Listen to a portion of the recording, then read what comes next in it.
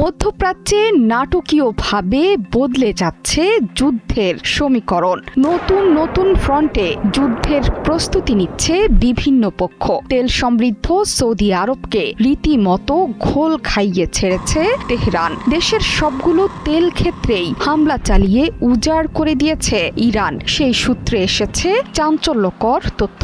যুদ্ধবিমান নিয়ে সৌদি আরবে পৌঁছেছে পাকিস্তান সামরিক বাহিনীর একটি দল। দলটি পৌঁছেছে সৌদি আরবের ইস্টার্ন সেক্টরের কিং আব্দুল আজিজ বিমান ঘাঁটিতে। পাকিস্তান বাহিনীর সাথে আছে যুদ্ধ বিমানের বিশাল এক বহর। এর মধ্যে আছে পাকিস্তান বিমান বাহিনীর JF-17 থান্ডার, F-16 যুদ্ধ বিমান, সামরিক পরিবহন বিমান সি হারকিউলিস, জ্বালানিবাহী IL-78 ট্যাঙ্কার এবং airborne early warning and control system.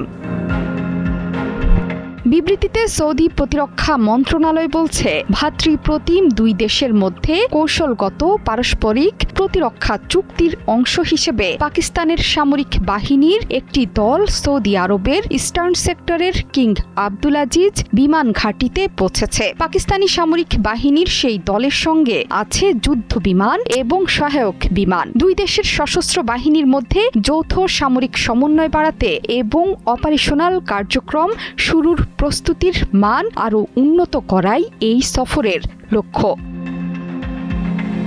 মধ্যপ্রাচ্য ভিত্তিক গণমাধ্যমগুলো বলছে, সৌদি আরব এবং পাকিস্তানের মধ্যে বিভিন্ন খাতে অত্যন্ত শক্তিশালী অংশীদারিত্ব আছে। 2025 সালের 17 সেপ্টেম্বর দুই দেশই সই করেছে কৌশলগত পারস্পরিক প্রতিরক্ষা চুক্তি। এই চুক্তির অধীনে যে কোনো দেশের ওপর আক্রমণ হলে তা দুই দেশের ওপর আক্রমণ হিসেবেই গণ্য করা হবে বলে জানিয়েছে সৌদি এবং পাকিস্তান। এর আগেও মধ্যপ্রাচ্যে যুদ্ধ বিমানের বহর পাঠিয়েছিল ইসলামাবাদ। যুদ্ধ শুরুর পর থেকে সৌদি আরব বারবার বলে আসছিল ইরানের বিরুদ্ধে প্রতিরোধ গড়ে তুলবে। শেষ পর্যন্ত পাকিস্তানের মধ্যস্থতায় ইরান আমেরিকা যখন সৌদিতে আলোচনায় বসল, ঠিক তখনই সৌদিতে উড়ে গেল পাকিস্তানের বাহিনী এবং যুদ্ধ বিমানের বহর। এর মাধ্যমে যুক্তরাষ্ট্র ইরানের মধ্যে 14 দিনের যুদ্ধবিরতি কার্যকর করার ক্ষেত্রে পাকিস্তানের মধ্যস্থতা বিশ্বমঞ্চে দেশটির ভাবমূর্তি নাটকীয়ভাবে বদলে দিয়েছে। সেই সাথে বদলে গেছে পাকিস্তানের কূটনৈতিক অবস্থানও। সেই সুযোগটি এখন কাজে লাগিয়েছে মধ্যপ্রাচ্যের তেল সমৃদ্ধ দেশ সৌদি আরব।